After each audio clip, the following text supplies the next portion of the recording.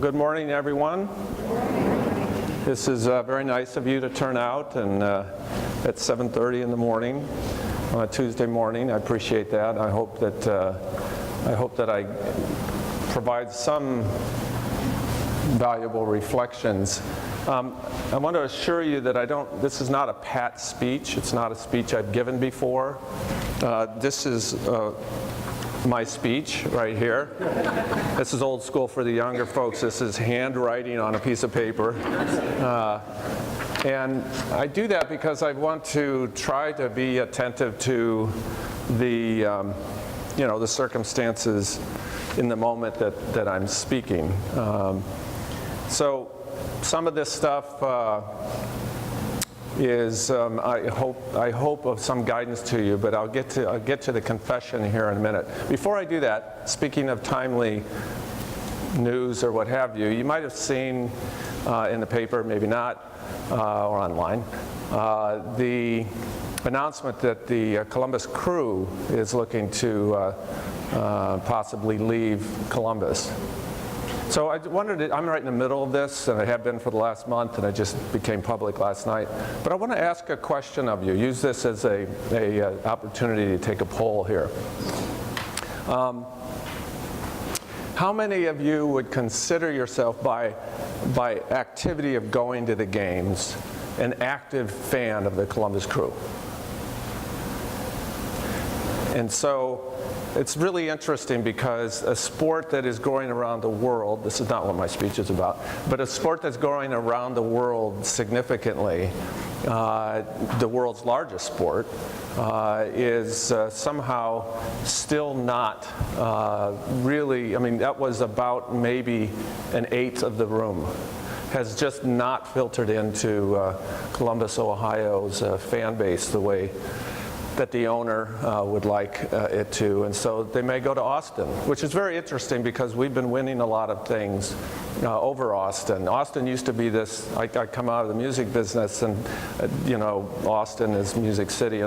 Nashville's Music City too, but Austin fashions itself as very much a music city. And for a while it was the shining, city in on the hill. But we've been winning a lot of really interesting competitive things around economic development, around rankings. I happen to listen to a Austin radio station in the morning, and the talk that they have about traffic in that city is just abominable. How bad, it's just terrible to try to get around the city and so on and so forth.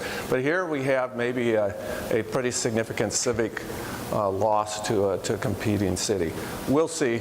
It's going to sort of center around a downtown stadium, but I appreciate your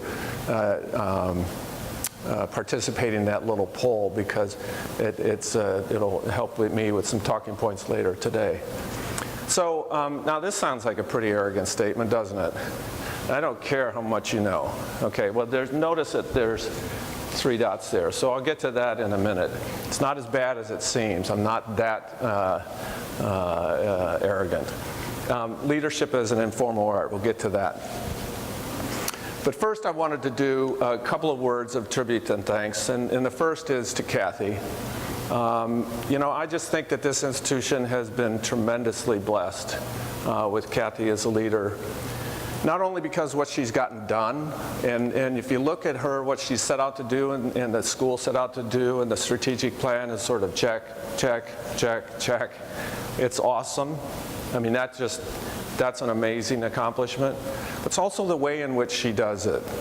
And I don't know what her philosophy is about leadership, but I can tell you a little bit about her style as I receive it, and it isn't to be the smartest person in the room. It is not to project a know-it-all attitude, but it feels like it's a very much a listening and collaborative style. And she's an important educational leader here, so while retiring, I hope that there's some reason that can be found to keep you in this community. So would you please join me in celebrating her with an early morning round of applause.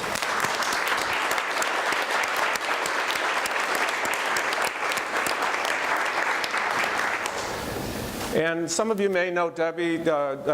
So Debbie has been with the leadership activity when Paul Oddie was alive. And so Debbie, how long have you been around the Leadership Center and its work? 2007. 2007. And is a very valuable civic leader in Upper Arlington as well. So really not only helps facilitate these conversations and understandings about leadership, but walks the walk. And then I wanted to mention something about Libby Ross, the Ross in the Ross leadership. She was a dear friend. She's deceased. She was one of two people that I called when I was recruited to come to the foundation. The other being Bob Walter, who is the funder of the Kindness Initiative that Kathy was mentioning that Otterbein is undertaking. And he is the former CEO and the founder of Cardinal Health. But Libby had a unique understanding about both our community, about culture, and about things that matter. And I just really do miss her, and I just wanted to pay a little quick tribute to her in remembrance of her many contributions to this community. So here's the confession, which might find you wanting to head towards the exits right now. The confession is, I'm not a big student of leadership studies and talks and books. I've never read a book about leadership. Doesn't mean you shouldn't, but for me, it isn't something that I gravitate towards in terms of literature, in terms of constructs, in terms of paradigms. And so I don't have one to share with you. Now, it doesn't mean I don't have some reflections that may or may not be interesting to share with you, but I don't follow a system. The closest I've gotten to reading anything in this realm has been Jim Collins's work. But that's more about organizational development. From Good to Great is his signature volume. He also did From Good to Great in the Social Sector, which is for those who are thinking nonprofit or working in nonprofits. Maybe it's a short little monograph. It's interesting. But I'll tell you a story. I was and we have a mixture. We have some students and so forth, and in the audience, and so I'll just mention to you a quick story. When I was getting my master's out at the University of Utah,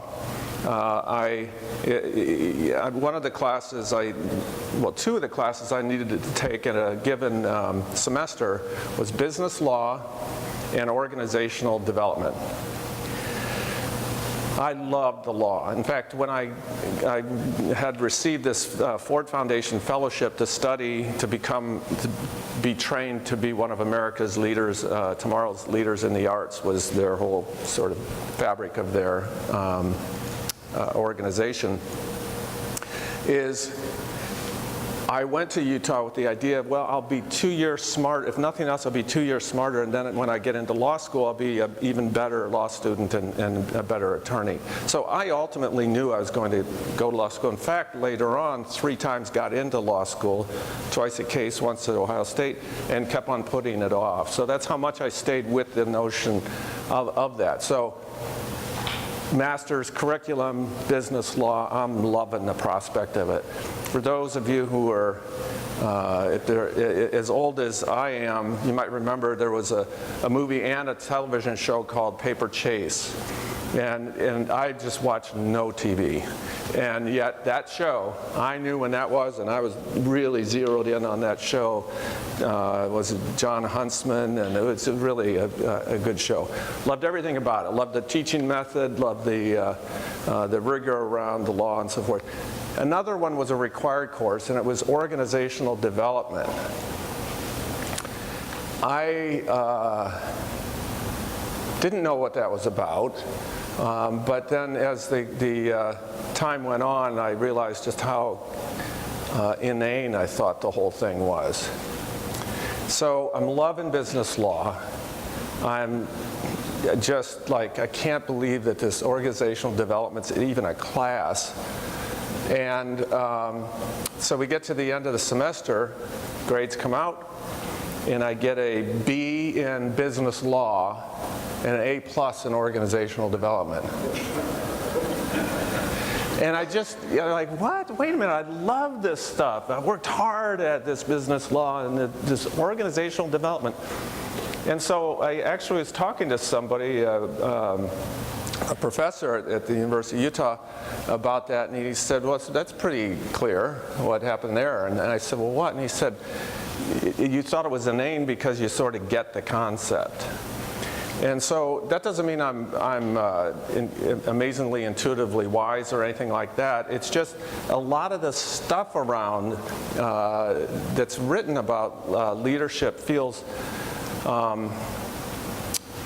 it feels just pretty obvious. And my guess is that you find the right system, the right people around you, you find the right capacity in yourself, and you can find your path to leadership. But I don't want to diminish your appetite for coming to these lectures, so you might as well come and see what you can hear at the same time. So now that doesn't mean that I don't know how to operate a business. It's because I don't have this like clear, heroic perspective on what a leader is. So I've been a CEO since I had just turned 29, took over a bankrupt single theater here in Columbus, and it was the Ohio Theater. We hadn't filed for bankruptcy, but they couldn't afford the interest rates from the loans from the expansion, and we're in a world of hurt. Bought the Palace Theater, won the rights to manage the Rife Center theaters, secured the transfer of the Southern Theater and then restored that. Took over the Chicago Theater in an agreement with Disney, which I'll explain to you in a minute. And then won a national competition to manage the Schubert Theater in New Haven, Connecticut. Produced over 1,900 shows, from the opening a nationwide arena to, Chris Rock, Alicia Keys, all that in their first tours. If you're a jazz fan, Diana Krall, and so on and so on and so on. And for me, just FYI, it's not about leadership, but for me, in doing that, but it gets you sort of into some of my mindset, which is sometimes if folks put things in boxes that just don't work. So at Kappa, which was the organization, what I inherited was an organization that very much depended on its image being around presenting high art. Whether it did or not is another question, but that was its mindset. Well, I wasn't interested in the distinctions between high art and low art. I was interested in distinctions between good art and bad art. And you could find good art in any genre, which is why we went from Alison Krauss to Chris Rock to Alicia Keys to Diana Krall to Twyla Tharp Dance Company to the Vienna Symphony to Miles Davis to Julie Andrews to and produced all those shows. And that is part of leadership, I would argue, is the ability to start to see what those broader contexts are and not sort of subscribe to boxes that people put organizations or even the nature or goal of your work is. But through managing that enterprise for 18 years, I ended up getting the opportunity to be recruited for the Columbus Foundation CEO position. And there are two reasons why I agreed to go, because at the time I was the chairman of my worldwide body of my peers, which is called the International Society of Performing Arts. They convene congresses in Berlin and Sydney and in New York. And so you would think, well, why would I leave that field? Well, there are two reasons. The first, which I won't go into because it takes a while and it's not why we're here, was that I was asked to dinner over dinner to do this, come to the foundation 5 weeks after 9/11. And 9/11 had a significant role in why I'm at the foundation. But the second one it was, and more germane maybe to this, is it was Les Wexner, Abigail Wexner, John F. Wolfe. Some of you know, he's deceased now, but some of you will know that name, and Don Shackelford. And they asked me to do this, and I, again, don't read business books. Doesn't mean you shouldn't read business books. I'm just saying that it hasn't been how I've distilled my sense of how to operate a business. For any of you that don't think nonprofits are business, you know, 2.1 billion in assets. Harvard's endowment return last year was 7.1%. Ours was 14.3%, managing over $2 billion and seventh largest community foundation in the world. That's business. So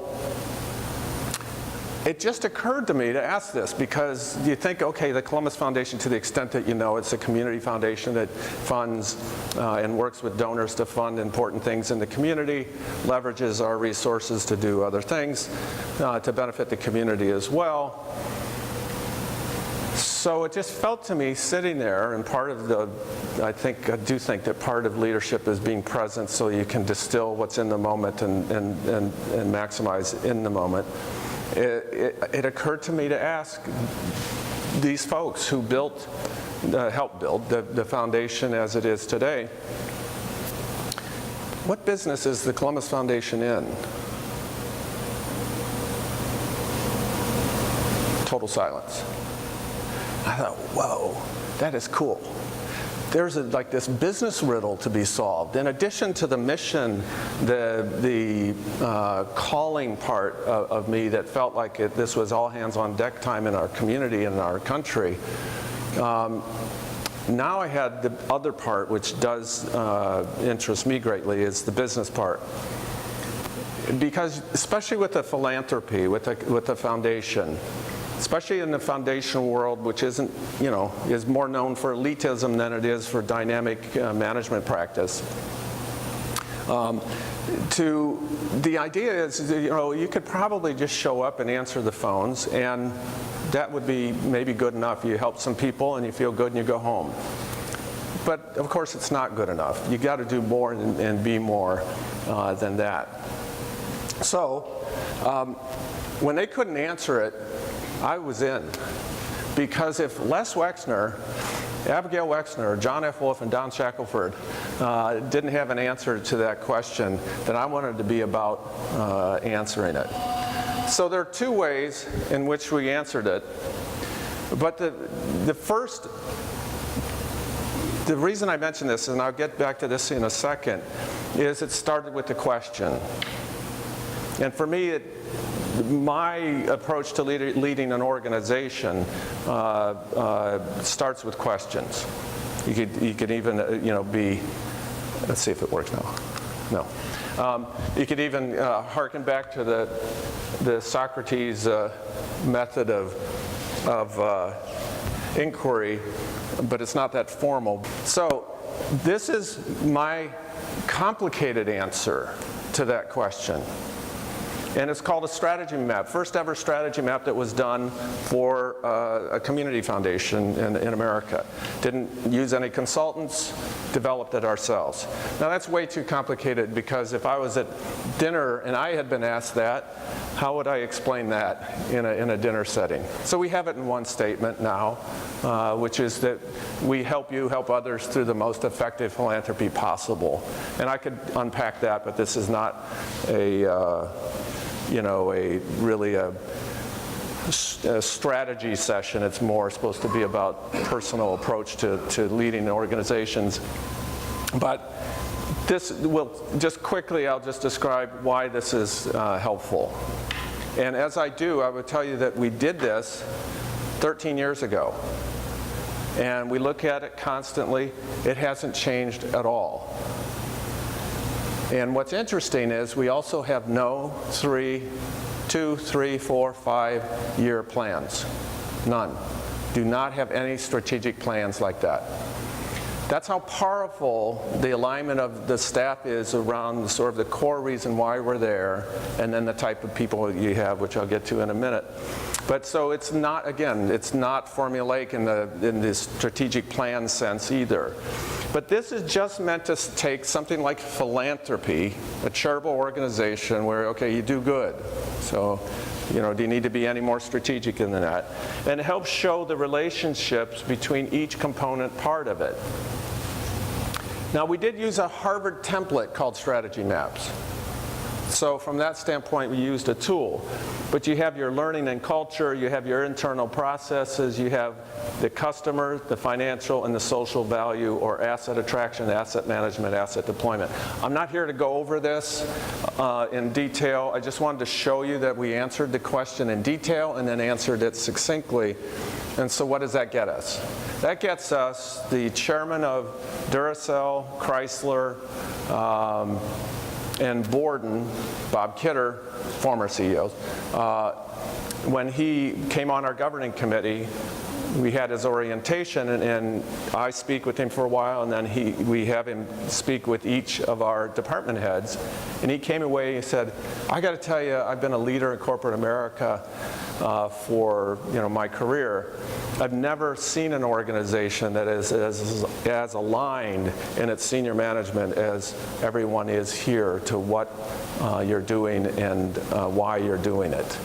And so that's the main thing I just wanted to impart to you, is that the ability to ask the simple question and explore and have the patience to put something like this in place that helps create that mooring post for then everything that you're going to do going forward has been crucial.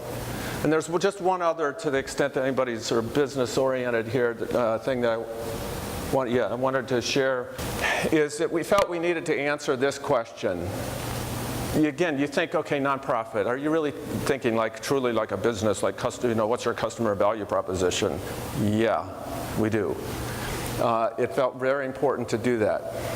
The studies have shown that in organizations, the leading organizations, the successful ones, have sort of core threshold levels of competence in all three of these: operational excellence, something called customer intimacy, and product or service leadership. But the truly successful ones, the ones that excel above the others, choose one to be their highest prioritized differentiator. For us, it's customer intimacy.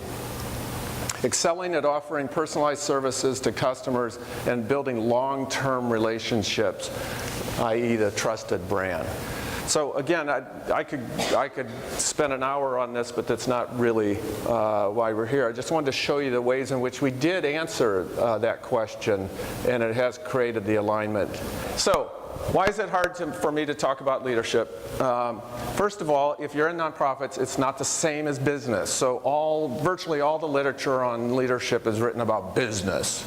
And now I just talked about how nonprofits is business too, but there are significant ways that decision making within a nonprofit is sort of more legislative, less executive. Just put it that way. And so that's the first reason it's hard, is because a lot of people in situations like rooms like this are thinking business leadership. And so, and all the business books about leadership and organizations or what have you. And again, we could take a lot of time on it, but getting things done in a diffused power structure is just different. And it's more complicated in many ways. Second of all, just to state the obvious, is it's not stationary. And I love these two quotes. They're for two different reasons. One is from Tom Friedman earlier this year. He says, "We've been asked to dance in a hurricane, and healthy communities help you find the eye." And that's an aspiration for us as in our work at the Columbus Foundation. But it's also the case you could substitute organizations or anything into that. And the successful organizations do the same thing, because every organization is being buffeted by crosswinds for all sorts of different reasons. The other is it is opportunistic driven, or at least I'm opportunistic driven. You can't, have this plan and say, well, my role in leadership is to adhere to the plan, and watch these opportunities go whizzing by and say, well, we've got to keep our eye on the plan. Well, you know what? Time doesn't stay frozen as it was when you did that plan a couple of years ago. So we're constant. Our speed to market on innovations within the philanthropic field, I'll put against anybody in America. Anybody.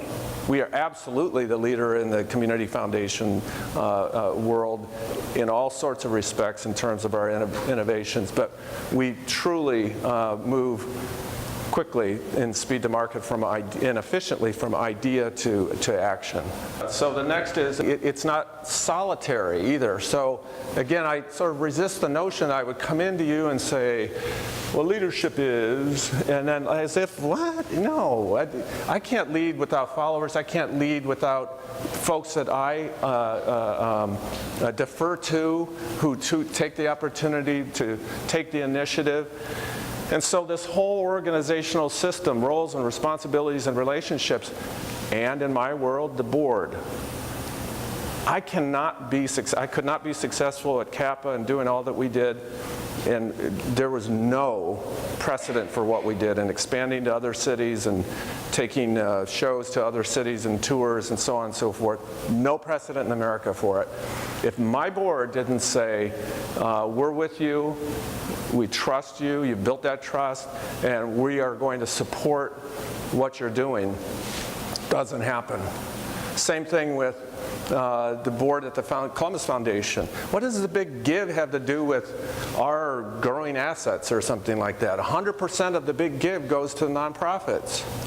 Why would we spend $1.5 million on technology, $750,000 on credit card charges and the bonus pool, and all the time, effort, and energy? It doesn't help our business at all. A board member could clearly say that and challenge, why am I doing this?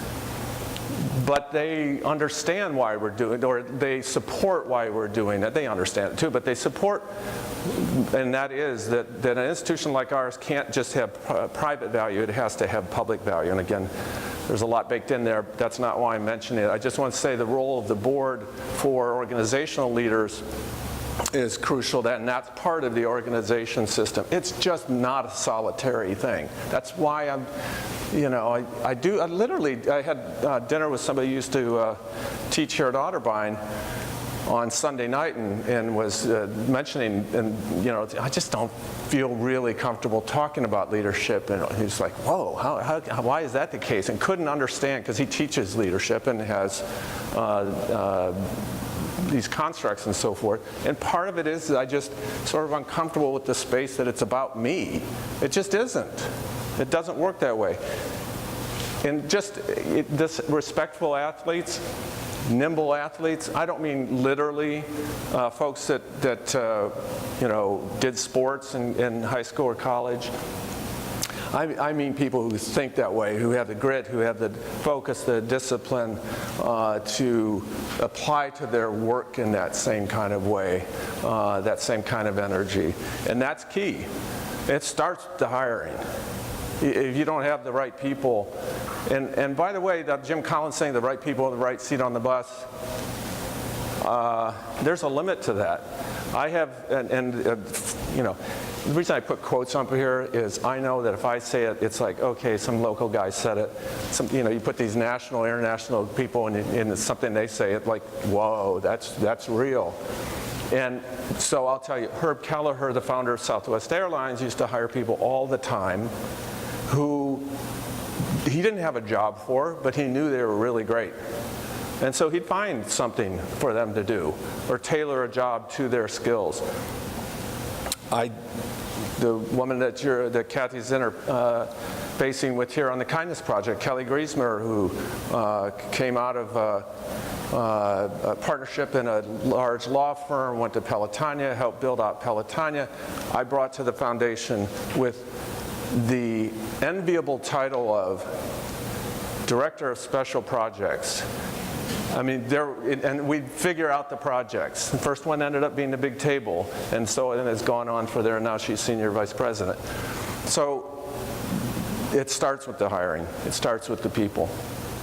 Again, I'm going to give you a quote, and we're getting to the title here. First two quotes. One is, people don't buy what you do, people buy why you do it. And very close relative to that is the first half of what I use for the title of the speech, just to be provocative, is I don't care how much you know until I know how much you care.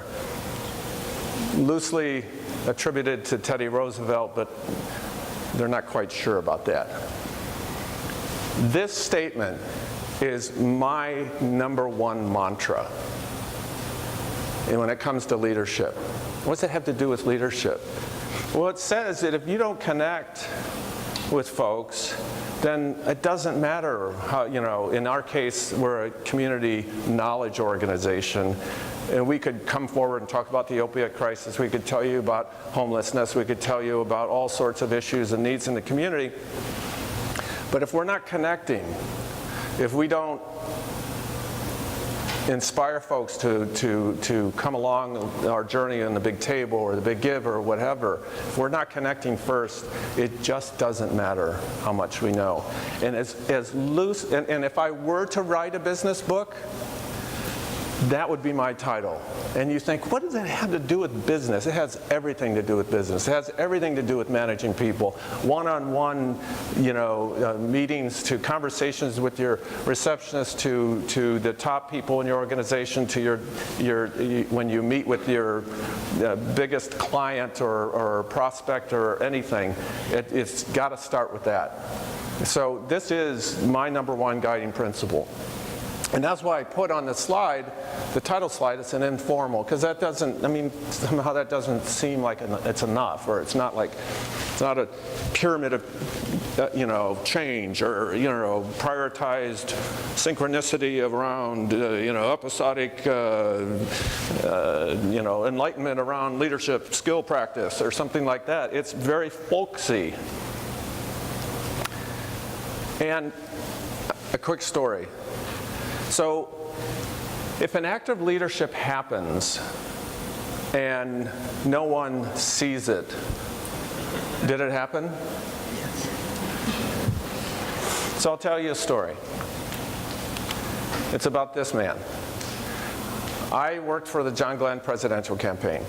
I traveled with Senator Glenn and Annie Glenn throughout the campaign.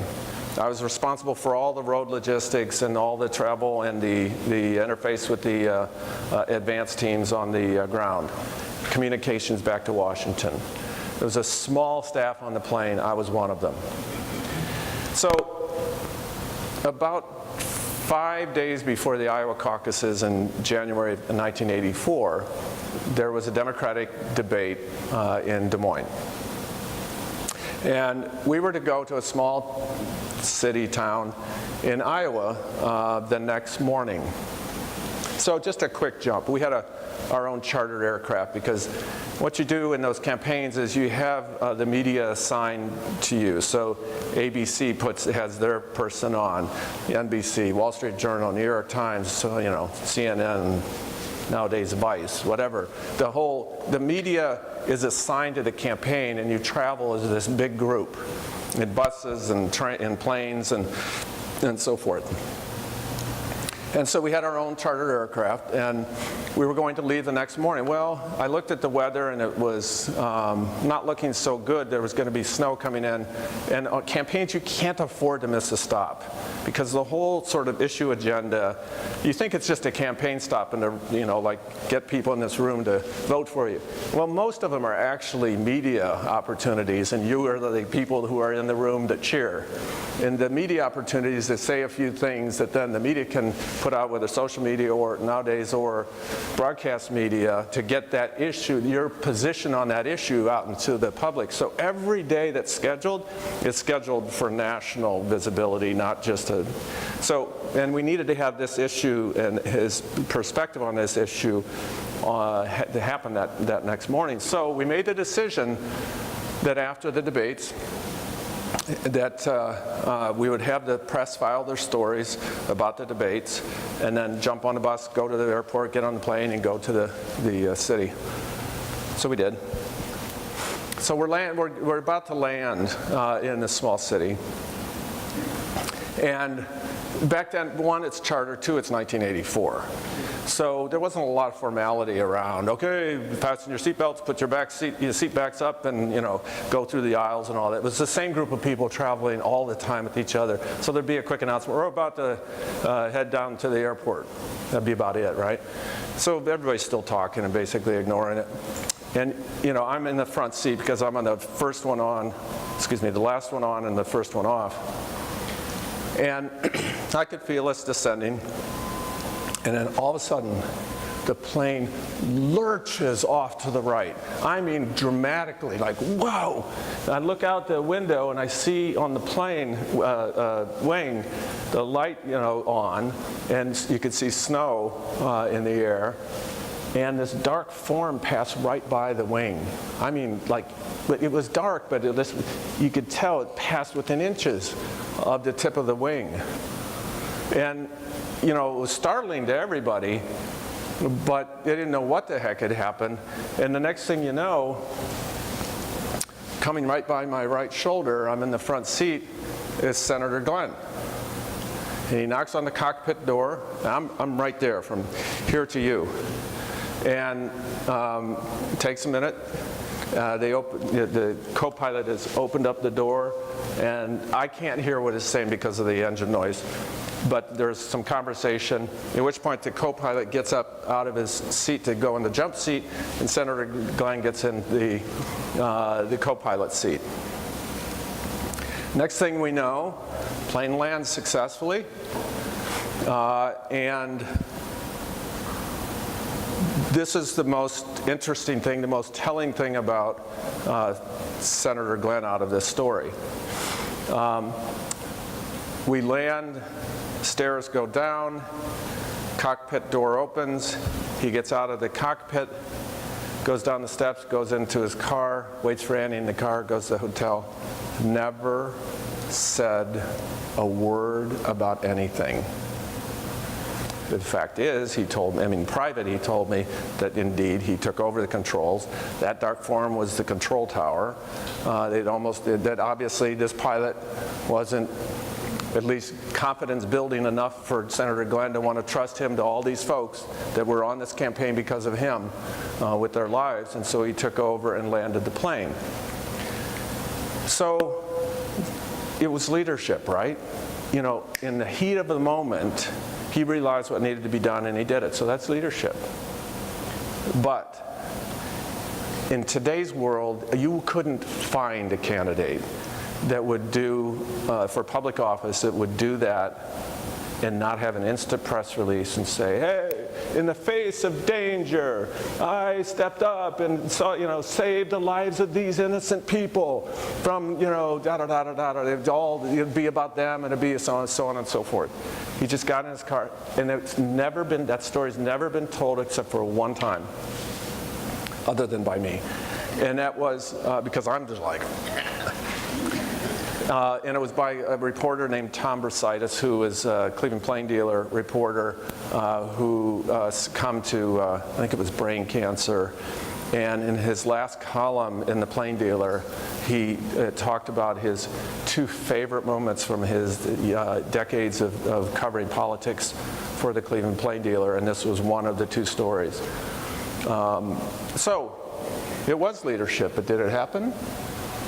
That's something we don't have time to discuss right now and hear your various perspectives. But you might also note that Senator Glenn you could not say was a successful candidate for president. Not only did he just simply not win the primary, but for all of his heroism and character and so on and so forth, he wasn't a great candidate.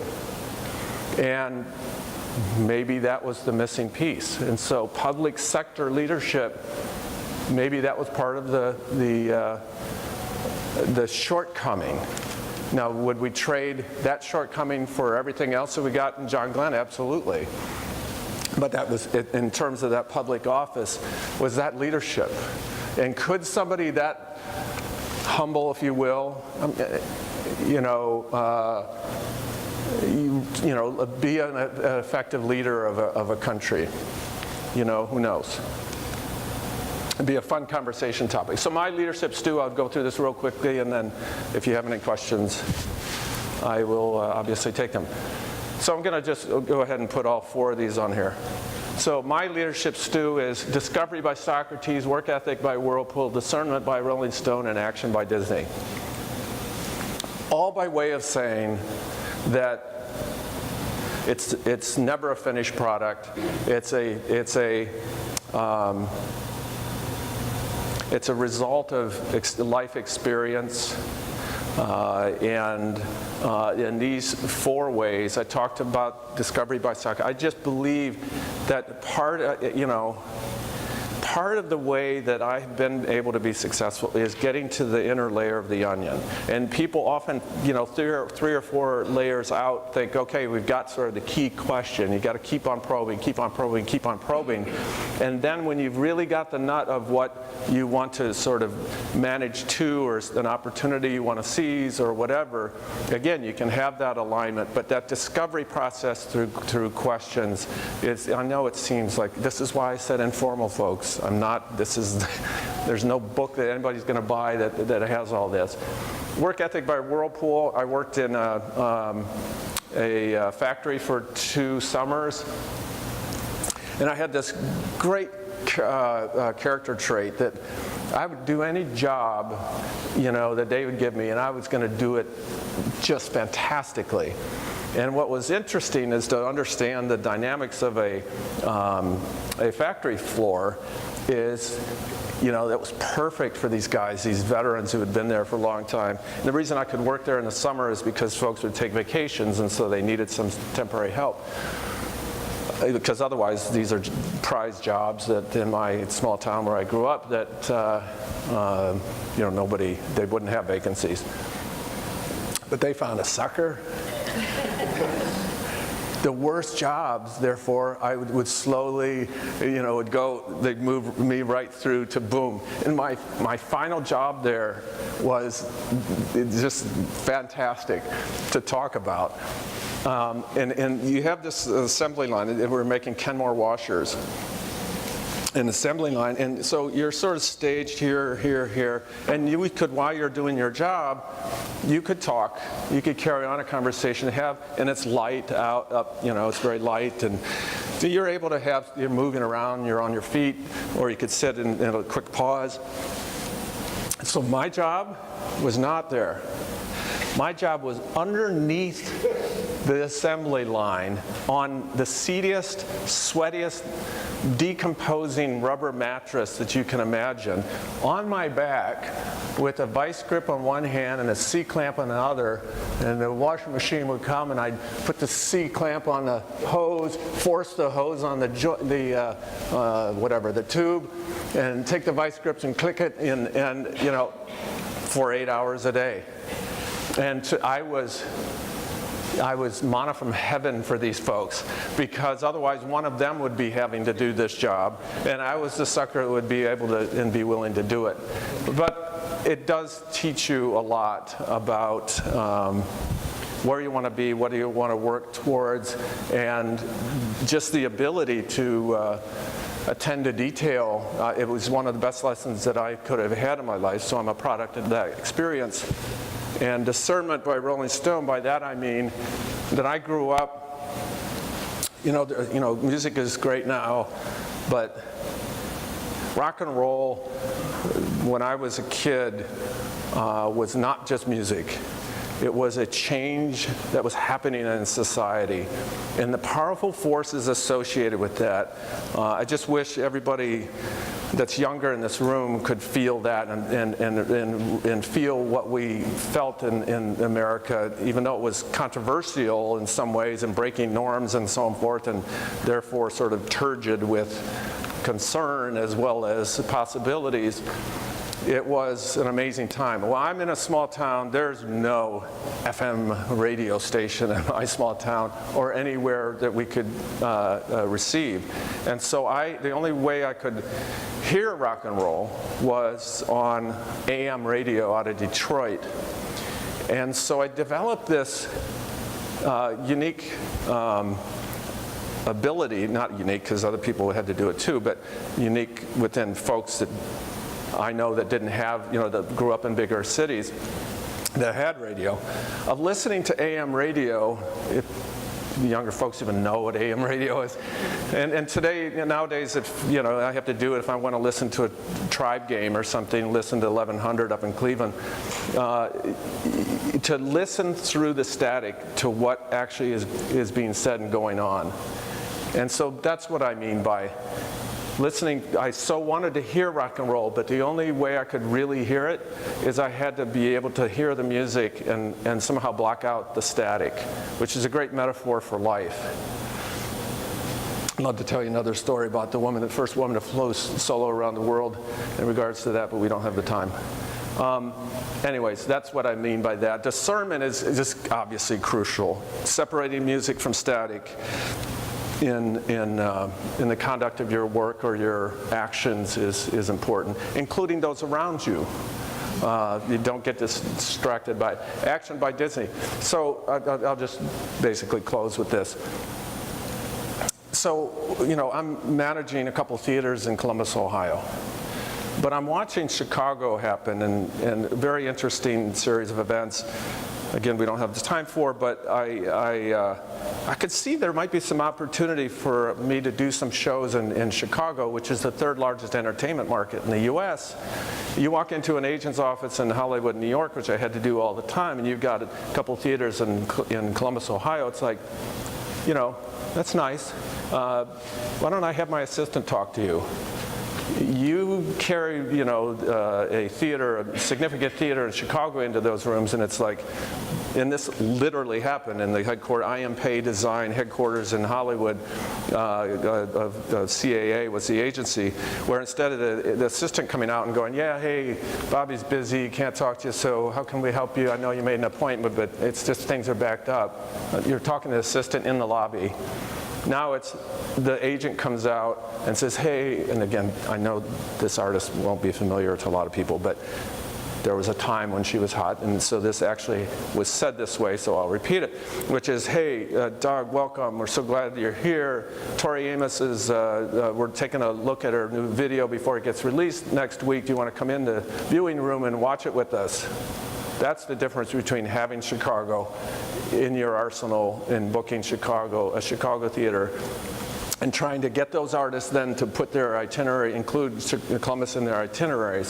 So that's why it was important. I was watching it, and I spotted this opportunity for a 3,600 seat theater in downtown Chicago, right in the heart of Chicago, called the Chicago Theater. And 98% of you have seen this theater, even though you go, I've never heard of it. You have. If I were to show you the marquee, you'd go, oh yeah, I've seen that marquee. Anyways, it's really important beachhead. And so Disney was managing it. I was watching what they were doing, looking at the press. They were getting criticized for unfulfilled expectations and or promises. And so I decided I would go to New York and talk to Disney and tell them. And this is exactly what I did. I flew to New York, went in, I found a way to get an appointment with one of them. I said, give me that theater, and I will get your name out of the news and out of the criticism. I know how to do what needs to be done to make that happen. Now, it wasn't said arrogantly, like I'm sort of saying it now for playful, but it was said confidently, because one, I knew I could, and two, I just felt like that was what they needed without me being in their hall. Well, I'm a kid from Columbus, Ohio, going into their 35th floor office in Times Square, telling them that I'm going to take care of their problem in Chicago. And they looked at me and said, we'll call you back. And okay. Next day they called me back. I had a no-risk deal done with them. And so when I talk about action by Disney, it's instead of sitting there and going, well, I can sort of see that, but they'd never take a meeting. again, there's such a mixture of audiences here from to young and not as young that it's just hard to distill one message for the room for that. But I'll speak to the younger folks, and that is that, as Sheryl Sandberg would say, you got to lean into the opportunity. You got to seize those opportunities. Don't talk yourself out of them, because me putting myself into the fray of stuff, what do I belong on the John Glenn presidential campaign? Who am I? I'd never worked on a campaign or anything, but I saw the window of opportunity, I seized it, and the rest is my own personal history and everything. And I will close by, the best thing anyone said about me wasn't about me. If you would have asked me, okay, Doug, would you just take the next 2 weeks and list 100 things that would feel great for somebody to say to you about yourself, or a compliment or whatever, I never would have even thought of this one. And yet, as soon as it was said to me, I immediately welled up. So, a couple of years ago, I had the honor. It's not something I do every month or anything, but it just so happened that 3 very special people passed away in this community: a leading Catholic, a leading Christian scientist, and a leading member of the Jewish faith. And all 3, their families asked me to do the community eulogy for them.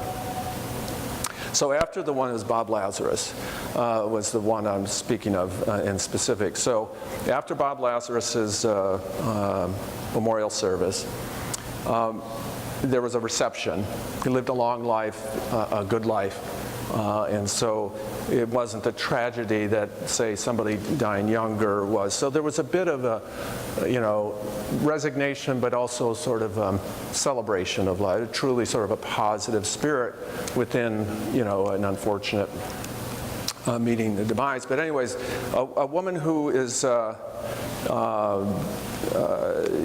a world experience and a world of experience, but also had gone to divinity school and gotten her divinity degree. About 80 years old, came up to me, and I'd known her for a while, and she leaned over and whispered in my ear, "You are our community's pastor." And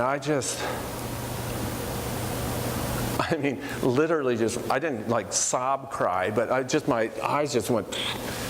And so why is that not about me? Because what does a pastor do? A pastor is there to inspire, lift up, honor, and so on and so forth. So ultimately, you could put it in the category of servant leadership, which is the catchphrase that is so popular. But whatever it is, it is, and it's about I stand in service to others. I stand in service to the community. I stand in service to how I can leverage our organization and resources, our capabilities as flexible and respectful athletes to make the most of this time of opportunity that we have in a community that's becoming something great. And this is our time. These are the glory days of Columbus. If you look at any community's history, they don't sustain, those kinds of growth curves don't sustain forever. And while this one looks to be still multi-decades in the running, you just don't know. And so the opportunity that we have as citizens of this community to help shape a community that's on the move and is becoming something great is something I take very seriously, and I'm in service to that, as I hopefully have been to you this morning in preparing my chicken scratch remarks for you this morning. Thank you.